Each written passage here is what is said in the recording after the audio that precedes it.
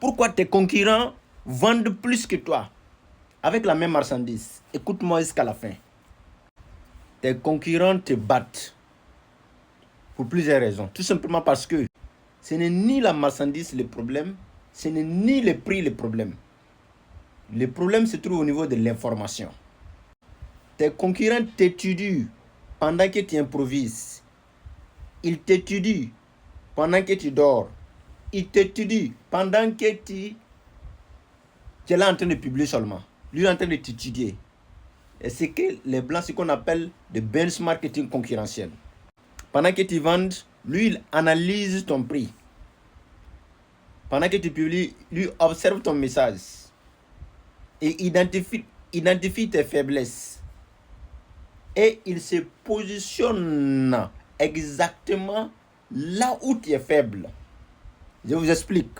Résultat, tu ne te combats pas. Il te dépasse. Tu comprends? Il n'est pas en train de te combattre. Il est en train de te dépasser.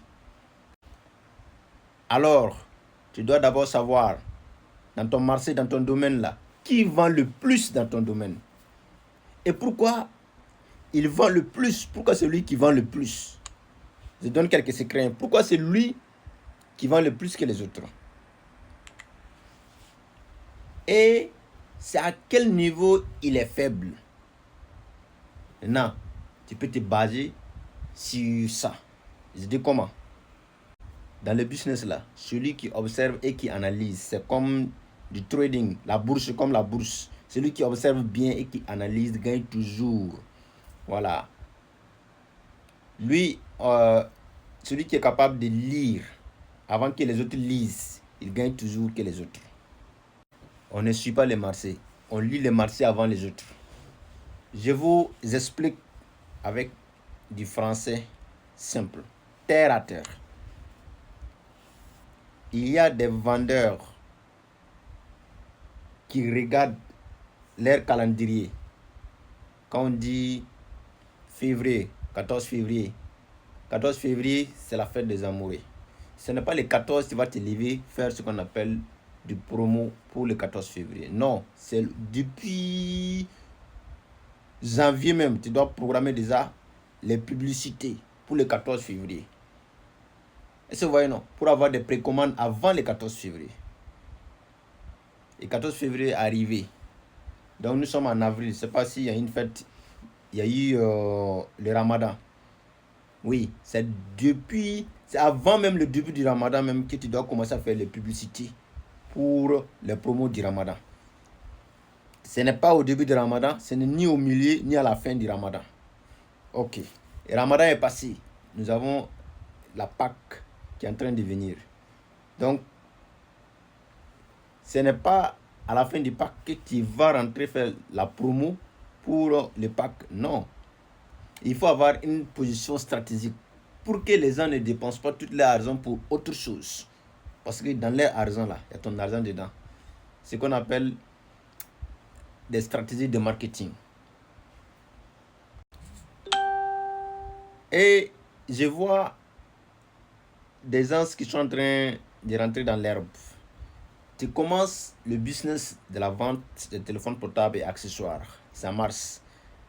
Et comme ça marche, tu vas voir des clients qui viennent, c'est-à-dire des clients qui viennent d'autres domaines.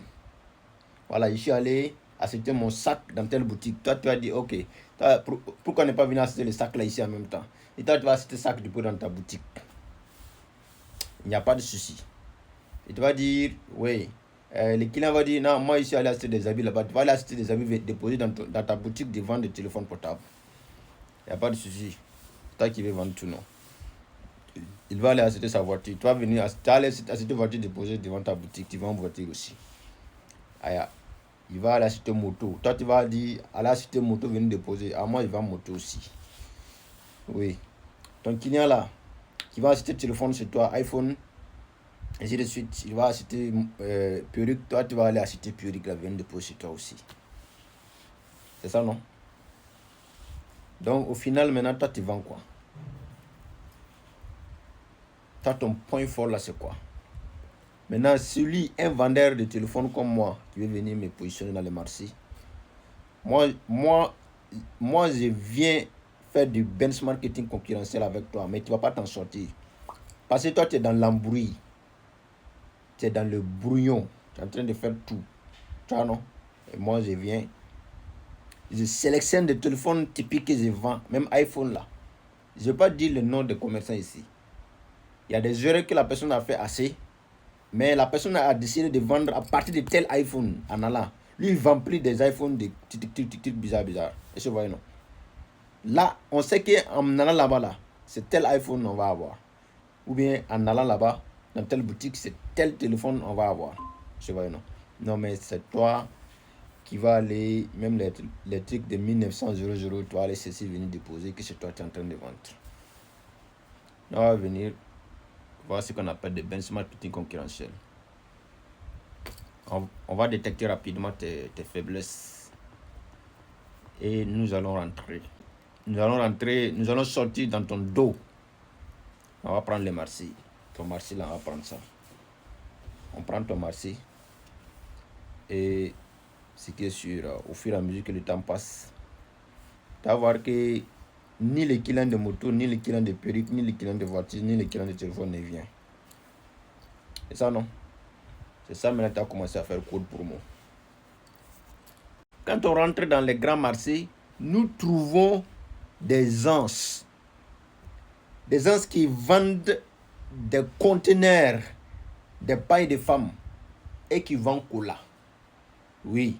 Maintenant, quand on s'approche à ces gens de personnes et nous leur demandons pourquoi toi tu vends cola tandis que tu as des conteneurs qui arrivent, il va te dire tout simplement, quand j'étais petit là, avant d'avoir l'argent pour investir dans les habits, j'ai commencé à vendre cola. Oui, cola c'est le business porteur de sens pour moi, donc je ne peux pas laisser la vente de cola. Oui, cola et puis habits là, ça marche. Ça part ensemble. Tu allais aussi trouver quelqu'un qui a ouvert un petit restaurant, oui, au marché. Et ça marche bien. Et il continue de coudre des habits. Des habits avec la machine, coudre les habits, quoi, réparer des habits. Mais vous voyez que c'est des business catégoriquement différents, non? Ça ne marche pas. Oui, tu ne peux pas prendre les habits sales des gens, tu es en train de coudre, alors que tu dis, tu vends spaghetti, tu vends quelle nourriture, tu vends de la nourriture aux gens et que tu fais d'autres business qui n'ont pas de rapport avec la restauration. Parce que la restauration, c'est un domaine très compliqué. Oui, ça demande à être beaucoup plus propre que la majorité. Ok, dans cette stratégie de benchmarking concurrentiel, depuis que j'étais petit, quand j'étais petit, j'étais au marché, j'ai vu quelqu'un qui a pratiqué ça devant moi, mais je n'ai pas su en fait. C'est après que moi j'ai su. C'est-à-dire, lui, il a une boutique de vente de divers. Il vend l'huile, du sucre, tout ce qui est divers, quoi. Maintenant, il y a un monsieur qui est venu, son frère a beaucoup d'argent, qui est venu ouvrir un magasin et qui fait la même chose. Lui, il amène l'huile, il amène tout. Mais j'ai constaté que celui qu'il est venu trouver là, chaque fois que lui descend les marchandises, l'ancien vient acheter tous les marchandises.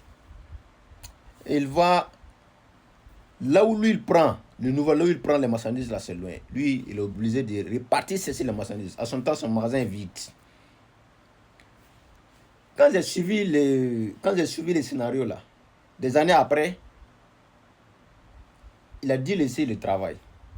Parce que sa souffrance dépasse ce qu'il a l'habitude d'avoir en fait. Mais il n'a pas été wise. Il n'a pas été wise. Celui qu'il est venu trouver là, à chaque fois que le nouveau vient exposer ses produits là, l'ancien vient acheter tous ces marchandises venus déposer sur lui, parce que celui-là c'est fini. Parce que lui il avait déjà l'argent. L'ancien là, lui il avait déjà l'argent. Il vient acheter les produits, aller déposer sur lui. Et le laisser lui vide. Lui n'a pas de produit pour vendre.